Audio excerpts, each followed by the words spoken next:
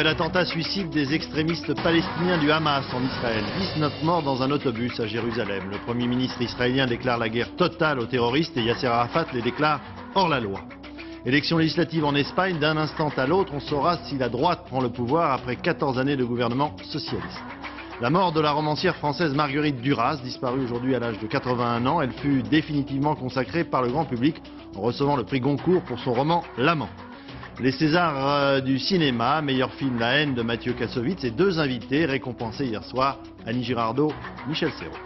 Un dernier invité de marque dans ce journal, le prince Philippe d'Édimbourg, président de la Fondation mondiale pour la nature. Il viendra nous expliquer son combat pour l'écologie. Madame, monsieur, bonsoir. Après le nouvel attentat suicide de ce matin en Israël, c'est le processus de paix avec les Palestiniens qui, cette fois-ci, est en jeu. Ce dimanche, pratiquement à la même heure qu'il y a une semaine, un extrémiste palestinien du Hamas s'est sacrifié en faisant exploser une bombe dans un autobus à Jérusalem. Dimanche dernier, il y avait eu 26 morts, aujourd'hui 19. Charles Anderlin. C'était un autobus. Toutes les personnes qui s'y trouvaient sont mortes ou gravement blessées. Cela s'est passé presque à la même heure qu'il y a une semaine exactement, et à nouveau dans un autobus de la ligne 18. Selon les artificiers, la charge était identique, 10 kg de TNT. Tous les magasins avoisinants sont endommagés. Des morceaux de cadavres ont volé partout dans la rue, jusque sur les toits. Des volontaires du rabbinat ont la tâche horrible de les ramasser un par un. Pour les habitants de Jérusalem, c'est une nouvelle journée d'angoisse, de douleur et aussi de colère. Gaza est devenue une ville refuge pour les assassins. Ils veulent tous nous tuer. Ils n'arriveront pas. Combien va mourir? Combien va mourir? Combien? Mais maintenant on se lève, on prend le bus et on risque de crever. Ça veut dire quoi ça? Je ressens la même chose que On toi. monte en Israël pour sionistes, on a envie de monter, on a envie d'habiter. Mais c'est quoi cette paix? On n'a pas de paix, c'est quoi ces gens? C'est des Arabes de merde. Ils veulent pas une paix, eux sont pas prêts à la paix. Nous on était prêts à la paix, ils en veulent pas, alors pourquoi? Shimon Peres arrive sur les lieux de l'attentat, il est conspué. La sécurité craint pour sa vie, on a entendu le slogan « À mort Peres ». Les gens commencent à réaliser que c'est pas la paix. Ça peut pas continuer comme ça. La vraie paix, finalement, c'est dommage d'en arriver là, mais ça va être chacun de son côté, quoi. Les Arabes à Gaza et dans les territoires, et fermer tout ça, et puis chacun chez soi et c'est tout. Durant toute la journée, des groupes de manifestants se sont heurtés aux forces de l'ordre.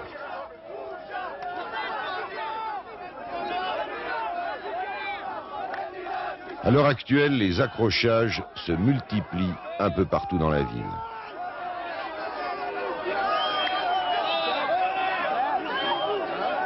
En fin d'après-midi, sur le mont Herzl, se sont déroulées les obsèques de Chaim Hamedi, un jeune soldat de 19 ans. Il y a une semaine, il avait raté le bus numéro 18 et échappé à la mort. Ce matin, il est arrivé à l'heure. D'autres obsèques auront lieu demain.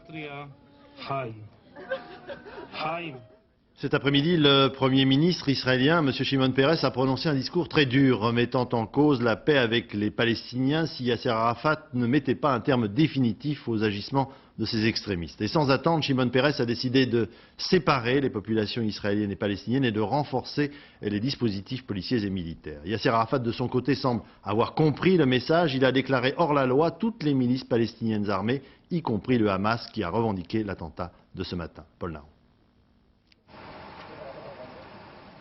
La sécurité a été considérablement renforcée quand Yasser Arafat est sorti du palais des hôtes ce matin à Gaza.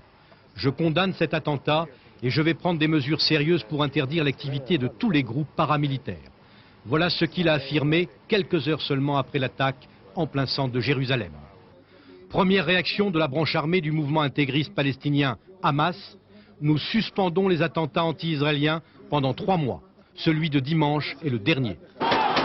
Pour comprendre cette réaction, il faut savoir que la confusion et la division règnent aussi parmi les différents mouvements palestiniens du Hamas, filmés ici à Gaza il y a quelques semaines après l'assassinat de l'un des leurs. Aujourd'hui, en effet, il semble que les groupes terroristes soient pris en étau par l'autorité palestinienne et israélienne. Mais depuis plusieurs mois, le gouvernement israélien affirme avoir donné à Yasser Arafat les noms et les adresses des commandos armés qui agissent en territoire israélien. Cependant, Yasser Arafat tarde, selon Jérusalem, à faire le ménage dans ses propres rangs. Pour mieux comprendre la situation à laquelle il doit faire face, nous nous sommes rendus dans le camp de réfugiés près d'Hébron, d'où sont partis les deux kamikazes qui ont attaqué le même bus, numéro 18, dimanche dernier, à Jérusalem. Nous sommes fiers car ces deux combattants sont devenus des martyrs et ils ont atteint l'honneur suprême, gagné le paradis que Dieu leur a promis. Ce soir, les autorités israéliennes affirment que les maisons des terroristes seront détruites dans les toutes prochaines heures. Mais il ne faut pas se tromper. L'attentat de Jérusalem, s'il est d'abord dirigé contre le gouvernement israélien, constitue aussi une menace et un avertissement très sérieux à l'autorité de Yasser Arafat. Sur les lieux de l'attentat à Jérusalem, Charles Anderlin. Charles, bonsoir. Quelle est l'atmosphère ce soir à Jérusalem ? Eh bien, comme vous le voyez, nous sommes ici à quelques dizaines de mètres de l'endroit où a eu lieu l'explosion et encore des centaines d'Israéliens manifestent, scandent des slogans. Vous avez ici des gens qui sont venus se recueillir, mais aussi des militants de droite qui réclament la démission du Premier ministre Shimon Peres. À vos côtés, Charles Anderlin, Monsieur Ben Alissar, qui est l'un des principaux chefs de file de l'opposition de droite en Israël, mais qui est aussi un spécialiste des problèmes de sécurité. Monsieur Ben Alissar, bonsoir. Bonsoir, monsieur. Quelle peut être la réaction d'Israël face à ces attentats, selon vous ? On va voir à quel point le gouvernement de M. Peres va persévérer dans ce qu'il vient d'annoncer. S'il persévère à prendre des mesures sérieuses, ça peut servir de point de tournant. Mais sinon, malheureusement, on va voir encore d'autres attentats. On ne peut pas jouer sur les deux fronts. On ne peut pas dire, comme l'avait dit M. Peres, qu'on va continuer les négociations de paix comme s'il n'y avait pas de terreur. Il y a de la terreur, il y a du terrorisme, il y a des opérations comme nous venons d'en vivre une autre à Jérusalem encore aujourd'hui. C'est grave, c'est un crime abominable.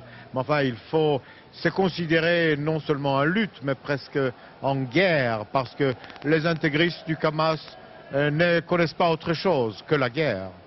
Monsieur Ben Alissar, aujourd'hui, tous les sondages donnent votre parti, le Likoud, gagnant aux prochaines élections. Si donc vous reprenez le pouvoir, qu'est-ce que vous ferez avec ce processus de paix avec l'OLP? Qu'est-ce que vous ferez de Yasser Arafat? Eh bien, ce sera une autre majorité, ce sera une autre politique, ce sera notre gouvernement. Comme l'avait dit le général de Gaulle, ce sera une autre république. Mais nous savons très bien qu'on ne peut pas revenir en arrière complètement.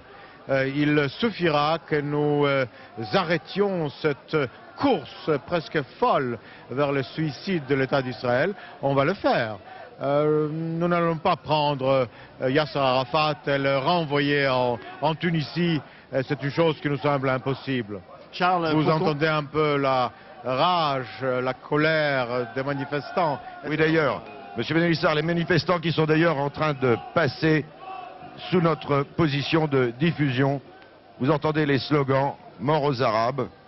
Cette foule se dirige actuellement vers la ville arabe et vraisemblablement la police va les arrêter à l'autre bout de la rue où nous nous trouvons. Charles, pour conclure, alors que va-t-il se passer dans l'immédiat sur le plan politique ? Sur le plan politique, tout est bloqué. Shimon Peres l'a annoncé aujourd'hui. Dans les conditions actuelles de sécurité, a-t-il dit, il est impensable de prévoir un retrait de Hébron à la fin de ce mois, puis au début du mois de mai, le début des négociations sur le statut définitif. La priorité absolue de Shimon Peres à l'heure actuelle, c'est la sécurité personnelle, individuelle des Israéliens. Merci Charles Anderlin.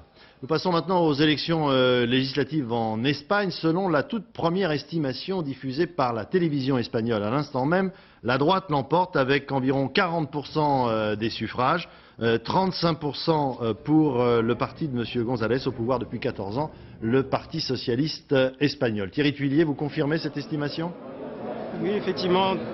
Effectivement, Daniel, je vous le confirme, puisque le résultat, pour le moment dont nous disposons, fait état d'une avance de près de 5 points pour José María Aznar. José María Aznar qui raterait de très peu la majorité absolue, mais c'est un succès quasi certain. Et d'ailleurs, dans la rue déjà, il y a des scènes de liesse populaire devant le siège du Parti populaire, même s'il faut se montrer très prudent en matière de sondage, vous le savez, en matière d'estimation, vous le savez bien. Alors, si toutefois ces estimations sont confirmées, eh bien, la victoire achève la normalisation de la vie politique espagnole, puisque depuis la mort de Franco, c'est la première vraie alternance dans une démocratie aujourd'hui apaisée. C'est aussi la fin d'une longue période de gestion socialiste de plus de 13 ans, presque 14 ans, et la fin donc du règne de Felipe González. L'arrivée au pouvoir des hommes de José María Aznar et le retour de la droite ne fait pas craindre en tout cas un retour en arrière, précisément à l'époque franquiste, puisque pour vous donner un seul exemple, dans le domaine de l'Europe, eh bien José María Aznar devrait continuer l'œuvre entreprise par Felipe González. Merci Thierry Thuillier, on vous retrouvera dans le courant de ce journal si vous avez d'autres informations et d'autres estimations. L'homme qui va donc remplacer Felipe González à la tête du gouvernement espagnol s'appelle José María Aznar, il est âgé de 44 ans, chef de file du Parti populaire de droite, un mouvement issu du franquisme mais qu'il a largement contribué à moderniser. Dorothée Olyric, Patrick Voix. José María Aznar est entré en politique comme on entre en religion, avec foi, confiance et discrétion. Et ce n'est qu'en 1990 qu'il prendra la présidence du Parti populaire, ancienne Alliance populaire. Aux côtés de Manuel Fraga Iribarne, le vieux chef de l'opposition antisocialiste, Aznar apprend le métier. Mais depuis l'arrivée au pouvoir de Felipe González en 82, la droite ne rassemble pas plus de 25% d'électeurs. Aznar va peu à peu chasser les vieux démons franquistes en rénovant et en rajeunissant la droite qu'il veut désormais centriste. L'Espagne est un pays fondamentalement de centre-gauche. Mais quand la droite a abandonné le centre pour se radicaliser autour de Fraga, là, ils ont tout bonnement offert le centre aux socialistes, qui ont pu gagner en 82. En fait, c'est le retour aujourd'hui de la droite vers une position plus centriste qui a permis à Aznar de gagner.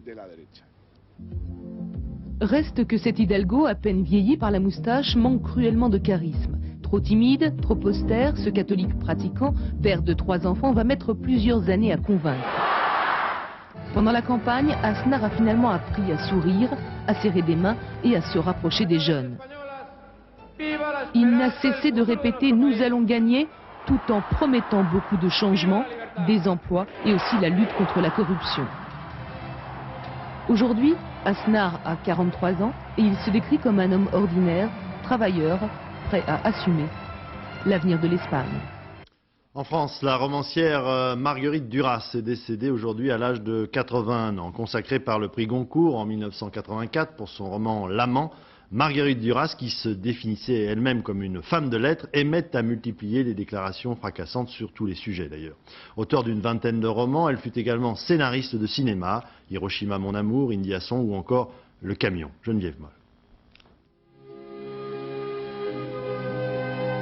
C'est par L'Amant, prix Goncourt 1984, vendu à 2 millions d'exemplaires et adapté au cinéma par Jean-Jacques Hano, que Marguerite Duras atteint le grand public.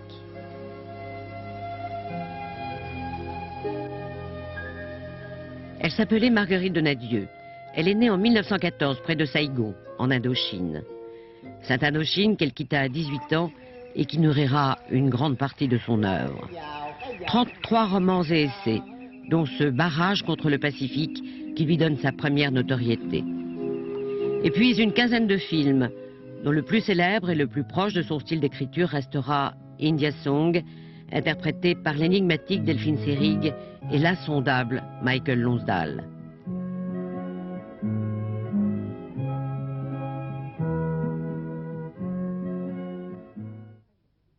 C'était à l'époque d'une très grande douleur. Du théâtre, enfin, les viaducs de Seine-et-Oise, la Musica, ou des journées entières dans les arbres interprétées par Madeleine Renaud, l'une de ses actrices favorites. Peut-être tu le disais 2 fois. Hein. C'est un écrivain inclassable, au style haché, plein de silence, d'indicible.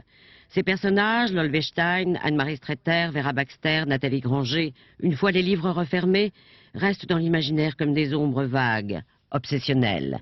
Il n'y a pas d'autre moyen d'exprimer que celui d'écrire. Ce besoin qu'on a de le faire passer ailleurs. Écrit.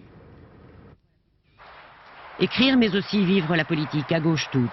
Elle a été une inconditionnelle de son ami François Mitterrand, dont elle a soutenu ardemment la campagne de 81. Je suis mitterrandienne. Ah. Oui.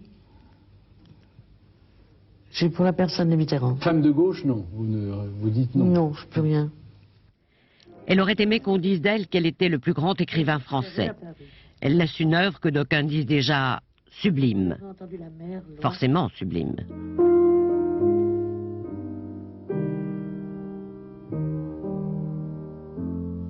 Marguerite Duras, de son vrai nom Marguerite Donadieu, était née en avril 1914 à Saigon, en Indochine française. C'est dans son appartement du quartier latin à Paris qu'elle s'est éteinte aujourd'hui. Florence Bouquilla, Nathalie Gallet. Saint-Germain-des-Prés, le quartier des artistes, des écrivains, des peintres. C'est ici que Marguerite Duras écrivait, vivait depuis des années avec son compagnon. Rue Saint-Benoît, au cœur du 6e arrondissement, coincé entre les deux célèbres cafés fréquentés par le Gratin littéraire, le Café de Flore et les deux Magots. Là, Marguerite avait ses habitudes. Elle y laissera quelques souvenirs en plus de ses mots. Il y avait un trait de son caractère dont vous vous souviendrez, c'est quoi? La gentillesse. Pour moi, c'est un des plus grands écrivains français. C'est une femme en plus, une des femmes les plus grandes du siècle littéraire. Elle m'évoque beaucoup de choses. Elle m'évoque aussi ses liens avec François Mitterrand. Elle évoque une femme qui a eu un rôle important ces 30 dernières années. Ce soir, la rue Saint-Benoît est calme et triste. Au numéro 5, une nouvelle plaque viendra peut-être s'ajouter à celle-ci. Ici vécut Marguerite Duras, prix Goncourt 1984, et avant tout femme de lettres, comme elle se plaisait à le dire. Dans un instant, je recevrai le prince Philippe d'Édimbourg au titre de président de la Fondation mondiale pour la nature. Le prince a été de ceux qui ont milité, par exemple, pour empêcher, avec succès d'ailleurs, la construction de plusieurs barrages sur la Loire afin que le cours du fleuve reste naturel. José Blanc-Lapierre, Dominique Bonnet. Septembre 1988, ces maisons sont condamnées. Les habitants priés de quitter les lieux. Un barrage doit noyer leur village, rayé de la carte, s'égorge sur 20 km, la partie sauvage de la Loire, quelques méandres après le mont Gerbier de Jonc. Colère chez les écologistes, la mobilisation franchit les frontières, le prince Philippe se déplace en personne. 6 ans après, c'est gagné, le barrage ne se fera pas. Mais la Loire est capricieuse. En 1980, elle sort de son lit, ravage la ville, emporte 8 victimes dans ses flots. Depuis, Brive-Charensac vit dans la crainte. L'eau, c'est mauvais, c'est très mauvais. On arrête le feu, mais on n'arrête pas l'eau. Plus question de barrage, mais comment mettre les habitants de Brive-Charensac à l'abri des crues? Aujourd'hui, un compromis semble avoir été trouvé avec ces travaux. Creuser le lit du fleuve sur une hauteur de 2,50 m, élargir les berges sur 5 km. Aménager des mini-barrages à l'intérieur de la ville qui ressembleraient à ceux-ci. À Brive-Charensac, cette solution est loin de faire l'unanimité. 3 entreprises construites sur les bords de Loire doivent déménager. Et pour le responsable de l'une d'elles, ce moulin installé ici depuis 1819, la décision est dure à avaler. Une catastrophe morale, psychique et aussi financière, parce qu'il ne faut pas croire que le gouvernement nous paye une usine neuve. Le maire, lui aussi, était pour le barrage. Sans les entreprises, le budget de la commune sera réduit de 10%. Et puis, qui pense à la vallée? La partie sécurité, elle nous est promise à Brive-Charensac et seulement à Brive-Charensac. Parce que tout le reste de la vallée, dans la Haute-Loire, n'aura aucune protection. Les écologistes ont sauvé la Loire. Mais dans les villages de la vallée, on continue de vivre dans la crainte de ces colères. Monseigneur, bonsoir. Bonsoir. Merci d'avoir accepté notre invitation. Cette bataille de la Loire, vous l'avez gagnée, vous en êtes fier? Non, j'ai rien gagné. C'est les gens ici en France qui ont gagné. Mais vous pensez que c'est une victoire importante de conserver ce fleuve avec son cours naturel plutôt que d'y avoir installé des barrages? Je ne suis pas un expert sur ces sujets, mais je pense que les gens ici croient que c'est assez important. Et naturellement, c'est toujours la même chose avec les projets de développement, les projets de protection. On a toujours des difficultés, on doit essayer de chercher le compromis entre un équilibre entre le respect de la nature et malgré tout éviter que les riverains soient inondés, c'est un problème. Ouais. Alors, vous êtes de passage en France, Monseigneur, pour y rencontrer des entrepreneurs, des industriels. Pour leur dire quoi? Toutes les entreprises de manufacture, des exploitations, des ressources, des activités industrielles, ils ont un impact sur l'environnement naturel. Et c'est important que les gens qui aménagent cette entreprise comprennent quelles sont leurs influences sur l'écologie. Mais de manière concrète, précise, qu'allez-vous leur demander ou leur dire? Il y a deux choses.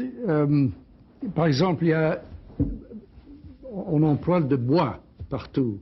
Et le bois arrive des forêts, et des forêts de plusieurs pays dans l'Est et dans des pays qui sont moins riches qu'ici. Alors on coupe beaucoup trop. À votre avis, Monseigneur, quel est le grand défi écologique de cette fin de siècle? Quel est le grand problème écologique qui va se poser? Je crois que la protection des forêts naturelles, parce que c'est pas seulement pour le bois, mais c'est aussi c'est les forêts qui sont les lungs. Les poumons de la planète. Du monde. Et c'est une ressource qu'on peut toujours regagner. Alors c'est énormément important de le protéger. Et dans les forêts, ça existe la plupart des espèces sauvages.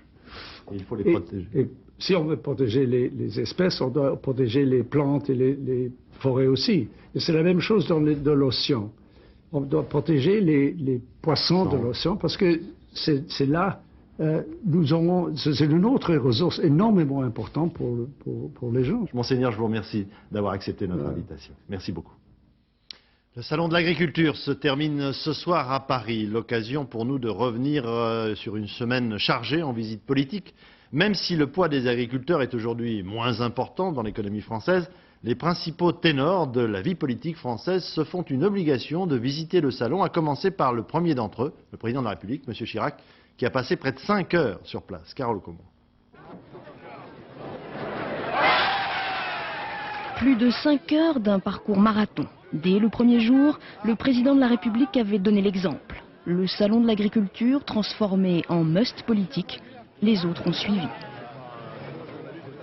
Il est passé Lionel Jospin, il est passé le Premier ministre. On a vu Le Pen, qui est-ce qu'on a vu Giscard d'Estaing, on a vu tout le monde, je crois.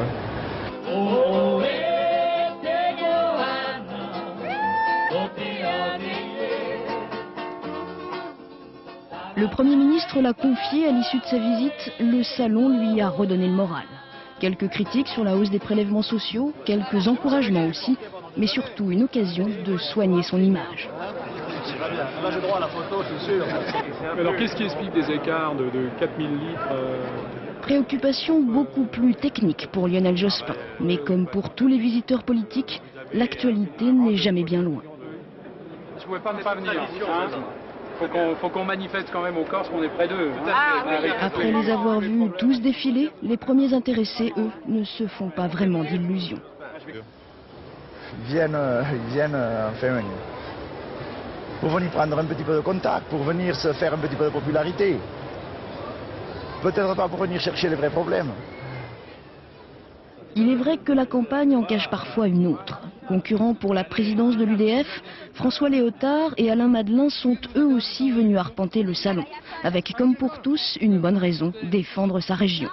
Ça vient de mon pays, mais si, écoutez, ça vient de mon pays. Un salon 96 très prisé, 17 membres du gouvernement et plus de 200 parlementaires s'y sont montrés. 96, une année pourtant a priori sans élection. Deux phrases politiques ce dimanche soir, une plutôt gentille, une autre plutôt caustique. Monsieur Delors à propos de Jacques Chirac. Il estime que le président de la République a retrouvé du mouvement et s'est félicité de l'évolution positive du chef de l'État, notamment sur les questions européennes. Puis la phrase plutôt méchante, Madame Simone Veil à propos du Premier ministre. Monsieur Juppé est un chef d'orchestre qui voudrait se substituer à tous les musiciens dont il n'aurait pas écrit complètement la partition.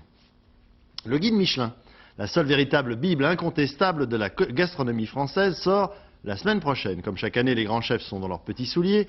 On sait déjà que la célèbre Tour d'Argent perd sa 3e étoile. Et il faut savoir que pour les promus ou les dégradés, les conséquences économiques sont parfois importantes. Gilles Marinet, Jacques Grégor. Dans la cuisine de l'Arpège, l'espace est compté. L'équipe est jeune, mais le savoir-faire, lui, est reconnu. Le restaurant vient de gagner sa 3e étoile sous la houlette d'un chef qui nous mitonne là une tomate farcie, confite aux douces saveurs. Le fruit est confit au four, on l'arrose en permanence avec un miel et un sirop d'érable légèrement citronné. Et elle est servie ensuite brûlante avec une glace à la vanille. Vous avez un contraste chaud et froid.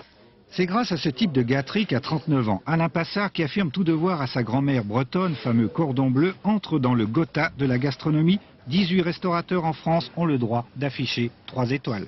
Je suis ravi d'avoir été élu, d'avoir été choisi parce que je me sens fait pour ce métier. C'est un métier qui me procure une joie immense et j'ai envie de le faire jusqu'au dernier jour de ma vie. Et dans l'euphorie, c'est promis, c'est juré, le chef s'engage à ne pas augmenter le prix des menus, c'est noté. Quittons Paris pour la Gironde et la cuisine de Claude Darroze à Langon. Darroze, c'est un nom, une dynastie que le Michelin pourtant vient de mettre à mal en lui retirant une étoile dur à digérer. J'avoue que là, je ne m'y attendais pas et je suis encore sous le choc. Et je me pose des questions et je me demande comment et pourquoi cette sanction. Blessé dans son amour-propre, Claude Darroze pourrait l'être aussi dans ses finances, car si la clientèle régionale reste en pareil cas plutôt fidèle, il n'en est pas de même des touristes. Pour la clientèle étrangère, ceux qui voyagent avec le guide Michelin, qui faisaient un détour, j'espère qu'ils le feront toujours, mais enfin c'est vrai qu'aujourd'hui, n'ayant plus 2 étoiles, c'est plus la même chose pour eux peut-être. Heureusement, les exemples ne manquent pas de restaurants qui ont su reconquérir leur galon. Le très redouté guide Michelin sera disponible mercredi. Pour ceux qui ont la chance d'être aujourd'hui en vacances à la montagne, il est important de regarder attentivement le reportage qui va suivre, intitulé « Plaies et bosses à ski. Comment les soigner, comment les éviter ?» À la Plagne, Nicolas Vinclair, Céline Remlinger. Imaginez que nous ayons suivi sur cette piste 400 skieurs pendant toute leur semaine de vacances. Eh bien, sur ces 400, un seul aurait eu un pépin. Mais regardez plutôt cette étonnante reconstitution. Dites-moi, où est-ce que vous vous êtes fait mal? Au genou. Ah ben tiens, c'est pas étonnant, l'entorse au genou est devenu le bobo numéro 1 sur les pistes, 36% des accidents. En revanche, on se casse de moins en moins les os, et dans 6% des cas, c'est le pouce qu'on s'abîme, dommage pour les autostoppeurs. Combien est-ce que ça coûte un secours en montagne? De 200 à 2500 francs, suivant la distance entre le lieu de l'accident et le cabinet médical le plus proche. Et comment est-ce qu'on peut faire pour éviter de payer tout ça? Tout simplement, il suffit de souscrire une assurance. Il y a un certain nombre d'assurances et d'assistances qui vous sont proposées dès votre arrivée à la station. Et pour pas très cher. La carte neige, c'est 210 francs par an. Cote au conseil du médecin, c'est totalement gratuit. Et chouette, c'est exonéré d'impôts. Oui, j'ai vu ce matin une dame qui avait fait une chute hier et qui n'avait même pas la possibilité musculaire de s'asseoir correctement sur la table de radio. Il est bien évident que sur une piste de ski, elle n'a pas le contrôle de ses mouvements, elle n'a pas le contrôle de ses genoux, de ses jambes, et donc elle tombe beaucoup plus facilement. Pour éviter ça, il faut au moins un mois et demi à l'avance, il faut s'entraîner, il faut marcher, il faut prendre des escaliers ou prendre les ascenseurs, faire un peu de footing, faire un peu de vélo. Pour tenir droit sur les skis, mieux vaut donc être ne serait-ce qu'un tout petit peu sportif. On vous conseille également de bien vous nourrir et de boire aussi régulièrement que possible et autre chose que de l'alcool, s'il vous plaît. Par la même occasion, faites porter un casque aux enfants, échauffez-vous avant l'effort, contrôlez votre vitesse, dites bonjour à la dame, brossez-vous régulièrement les dents, ne parlez pas la bouche pleine.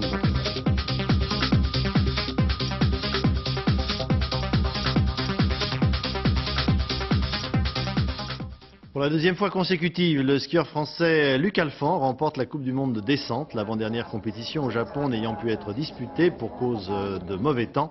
Le champion français ne pourra plus désormais être rattrapé au classement. Il ne reste plus qu'une seule course en Norvège cette semaine. Le cinéma français a récompensé les siens hier soir. La cuvée des Césars 96 est plutôt consensuelle, dirons-nous, avec Le prix du meilleur film à Mathieu Kassovitz pour La haine, mais aussi le titre de meilleur acteur masculin à Michel Serrault pour son interprétation dans Nelly et Monsieur Arnaud, et un prix particulièrement émouvant, celui du meilleur second rôle féminin, attribué à Annie Girardot, qui, pour la circonstance, occupait le devant de la scène. Ils sont là tous les deux, mais avant, retour sur la cérémonie. Pascal Deschamps, Michel Anglade. Éparpillés façon puzzle, les Césars hier soir aux quatre coins du cinéma français. Quand La haine reçoit celui du meilleur film, c'est Nelly et Monsieur Arnaud qui vaut à Claude Sautet celui du meilleur réalisateur. Quand Les Trois Frères est consacré meilleure première œuvre, Josiane Balasco et Gazon Maudy repartent avec le César du meilleur scénario.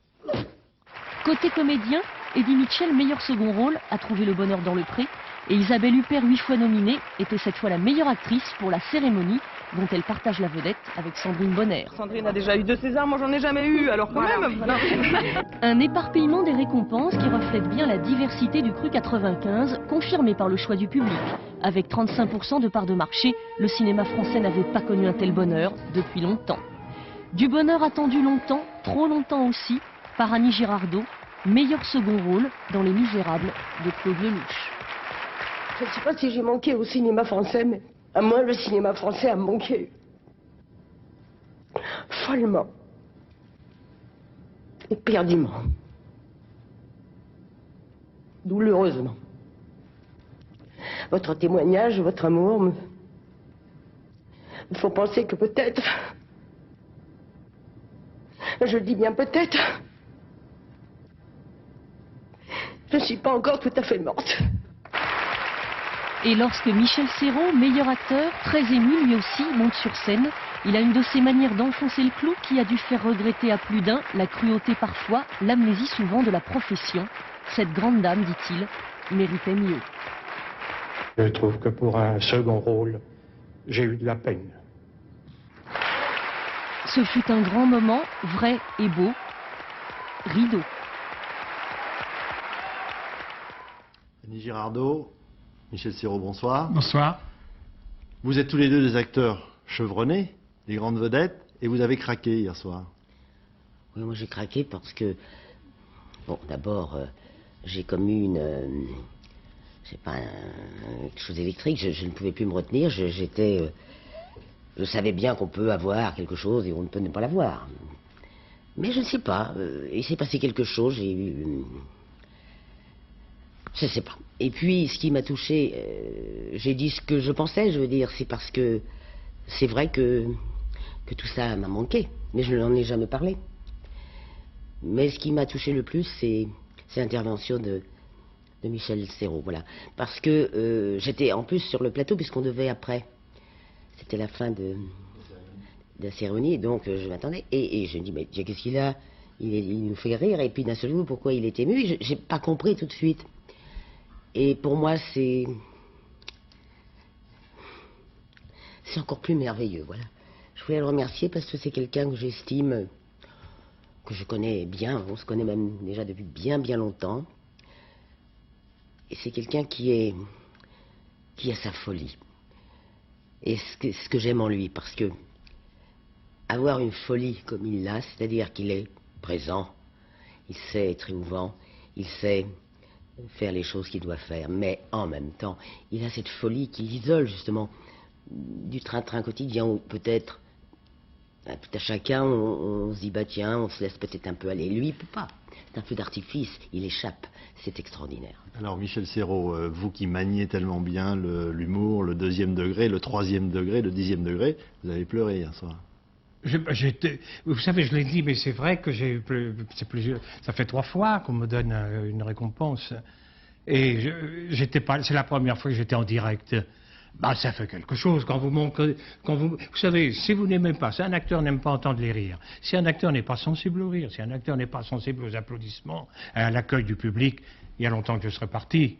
Donc, on marche au public, et c'est pour le public qu'on est là. Quand vous voyez une salle qui se lève, parce qu'on vous dit, vous avez une récompense, vous la regardez, je dis, mais oui, j'étais ému, c'est vrai.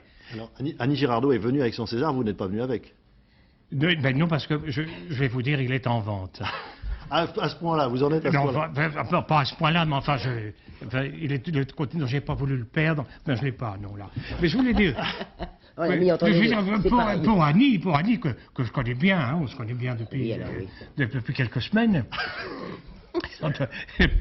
Je crois qu'hier soir, il y a eu une péripétie, je ne sais pas à qui on la doit, mais ils se sont trompés, sans le faire exprès, de catégorie.